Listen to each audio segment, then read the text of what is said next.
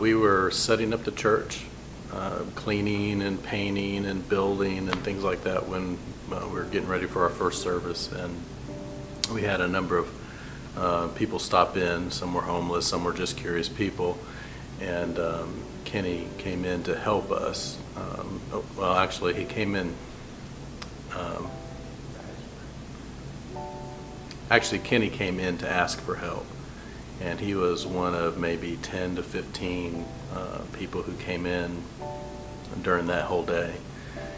And most of them would ask for help, and we would say, you know, we were busy trying to get things ready, and we said, you know, we'll break for lunch, and if you'll wait for lunch, then we'll feed you or whatever, you know. But in the meantime, we really need to get this done.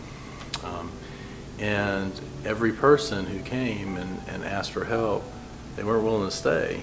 You know, we were very much willing to help them, we just couldn't do it right that minute. And so they would leave. And this happened over and over and over again. Kenny came by, and it was the same thing. He came in asking for some help. He introduced himself as a homeless person who lived downtown, and just wanted something to eat. And it was getting close to dinner time. And we, you know, we're close to finishing up, but we still had a major project that we were working on right then. And we started working on, I told him the same thing, if you wait just a minute, you know, we'll break for lunch. It looks like about 30 minutes to an hour, depends on how quickly we can get this done. But once we do, we'll feed you, no problem. We'll take you and get you some food. And he sat down in a chair out there in the foyer and watched us work for about 20 seconds, and then he just jumped in and he started hammering and painting and scraping and cleaning, and next thing you know, it's time to eat. We go get him some lunch, and we come back, and he's back here with us, and he helps us. We close the doors and finish that night, and he leaves with us. And so then he shows up on Sunday when we first opened, and just came in like this was his church and sat down and befriended the people, and so he's been pretty much here most Sundays since then. Not every Sunday, but most Sundays since that first day in 2011 he's been here. I met Kenneth, or I met Cadillac is how I knew him. His name is, he put my Cadillac on the street. He had stopped me after work one day, because I used to be a staff photographer here at the Jackson Sun, and he stopped me and asked me for money, and I kind of didn't pay him very much attention. I started to drive off, and he like yelled, and he's like, "Hey man, you just gonna ignore me?" And I never had anybody, like especially somebody asked for money or somebody that appeared to be possibly homeless, like really stop me and say, "Hey, are you just gonna ignore, you know, you're just gonna ignore me," you know? And even is kind of like boisterous as he was and like kind of aggressive of personalities he had, it was like a really pivotal moment for me that I had to think about, am I gonna ignore this person? You know, a guy that I don't know what his situation is, but I'm already assuming that I don't want to deal with it and I don't want to think about it. And that was really pivotal for me, like in thinking about how do I engage with somebody that's from a different, you know, that has a different experience in their life and maybe has had a harder life than me, that lives a different type of life than I live. And especially being a photographer and engaging with all types of people all the time, it was important to think about that. Cadillac was just one of these guys that he kind of knew everybody. Like he could recognize your car from like 3 blocks away. So I would like hear him yell like 3 blocks, "Hey, you know, Aaron!" And as I would drive by, and I would stop and like give him a ride or whatever. And yeah, he was just one of those guys that he was like the perfect downtown like politician or something. Like he knew everybody. He knew, like, he asked about your family. He, you know, like he just was a man about downtown. He kind of like owned this part of downtown to a certain degree, and he knew everybody. Kenny made himself part of our church. He didn't just come and you know, allow us to help him, which, you know, that's how it started. But you know, before long, he was part of our helping process. You know, so that's what made a difference. He became part of our church. but it wasn't always as simple as that. Like, yeah, he would hustle and try, ask for money, and I would go buy him food sometimes, and that was just kind of the regular thing with a lot of different people. But there was one instance to where I think I was like almost at the point of where I didn't want to deal with him anymore. And I was just like, this guy just, hit me up for money all the time. And it was, I don't know, I want to say it was in the winter sometime, and he flagged me. It was the middle of the night, and I pulled over to give him a ride across town, and he sat down in my car, and he just started crying. He just cried for like 5 minutes, just like big heaping cries, and just told me how he just like didn't want to live this type of life anymore, and didn't want to have these kind of struggles and these kind of problems anymore, and how hard it was, to live on the street and to kind of barely scrape to exist in the world. And I know we had a lot of problems. I know we had a lot of problems with anger, and that just, he didn't last very long in different places downtown, people that would try to help him out because he would get mad about something. But I never saw that side of him. I always saw, this kind of like happy, kind of joking hustler, and kind of endearing, kind of frustrating. He was really frustrating, but also very endearing at the same time. And Kenny challenged a lot of my perceptions of what it would be like to minister to homeless people. We didn't know what we were getting into, and some of the people we met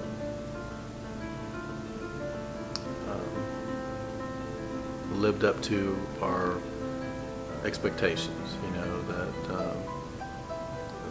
that they would need and we would help. They would need and we would help. And so our expectations were that we would help a lot of people. The difference about Kenny, the thing about Kenny that made it all different is that, as a church you want to help anybody who wants help, and you have to figure out how to do that and do it right, and not squander the church's resources and not let people take advantage of you, and reach as many people as possible. You want to do that. Kenny kind of gave us an inkling of what it would be like if we did it right. And I'm not accepting any credit for Kenny's involvement in our church. That was completely his idea. But our goal was always not just to feed people and give them stuff, but to invite them into our community of faith. Kenny showed us that was possible. And every person that came into our church that said, hey, I need help, there was always in the back of our mind since that first day that this could possibly be another Kenny that would not just come and use our resources and accept our help, but would become part of our mission here. And so I guess that was the biggest lesson, is that every person was potentially a part of our faith community. And so we treated every person like that. When I found out that Cadillac had died, it really kind of shocked me. It kind of shook me up, because it's kind of like a figure of the downtown existence not being there anymore. And as much as it annoyed me sometimes that I would be driving by and he would holler at me, in the middle of the night and scare me half to death because I didn't know who was hollering at me while I'm driving down the street, as much as that kind of annoyed me sometimes that he was always so persistent, it's just like, it's just not going to be the same without this person here, like this character, this personality. And it really shook me up. Even several days after I found out, it kind of lingered. Even in my household, my wife was really struck by him passing as well, and he knew my wife and would see her at the farmer's market and ask how our baby was. And we just recently had our first child, and since I've known Kenneth, so it's just been probably 5 or 6 years, he always told me, you need to have a baby. You'd be a great dad. You two need to have children. You would love having children. You should have children, because he never had any children of his own. So, things like that he's a complicated character, very complicated, but also kind of those types of people. When you engage with those types of people, there's something that can happen with you if you just allow yourself to explore what makes those people tick the way they tick, and give them the benefit of the doubt sometimes. So yeah, he's going to be missed, and I hope his family knows that there are people in Jackson that really cared about him and appreciated him. And even though he caused trouble sometimes, and even though he was very persistent about certain things, like, I mean, he was a very important, I think, part of the culture here, and even for me personally, like a very important person in my life that changed the way I thought about things. So. Well, my first thoughts were, when I found out, is that none of us were able to be there. We considered Kenny part of our family. He has been in our homes. He's had Christmas with us and Thanksgiving with us. And it hurt in my heart to know that he passed away and no one was there. We couldn't help him through that process. And so that was initially what it was, that sorrow that we had worked so diligently.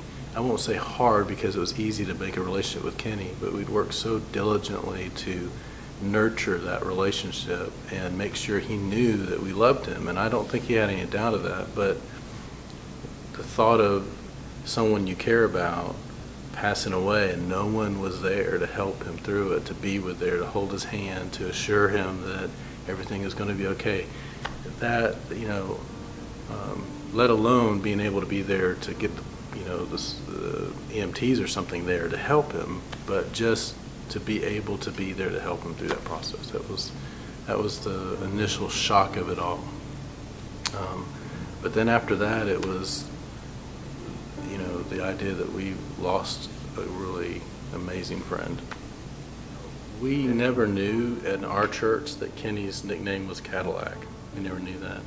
But as soon as I heard it, I understood why someone may call him that. And in fact, there are a few people who conjectured about why it may have been his name. I don't know for sure, but a few people suggested that maybe it's because he just was such a smooth character. It's like he was riding life easy. And he had a tough life. He didn't have an easy life. He was on the streets most of the time. He struggled to make ends meet most of the time. He had health issues, but he just, in your mind's eye, you just imagined him floating along in a Cadillac, and that was kind of how he was. He made friends with every single person. I don't know very many homeless people who could sit in a judge's office and have a conversation like friends. I don't know how many people. I doubt there are very many at all. But he was that guy. He could make friends with someone who was poor, someone who was rich, someone who was famous, someone who was not. And every single person felt like he was their friend. When I talk to people about him, not only do I feel like I lost a good friend, but everyone says, he was my friend. Not just somebody I knew. I knew Kenny, but that's not how they would say it. They say, he was my friend. And some people would go so far as to say, I loved Kenny. So his loss was a big one, because he was just such a uniquely friendly person that will, people like that are rare.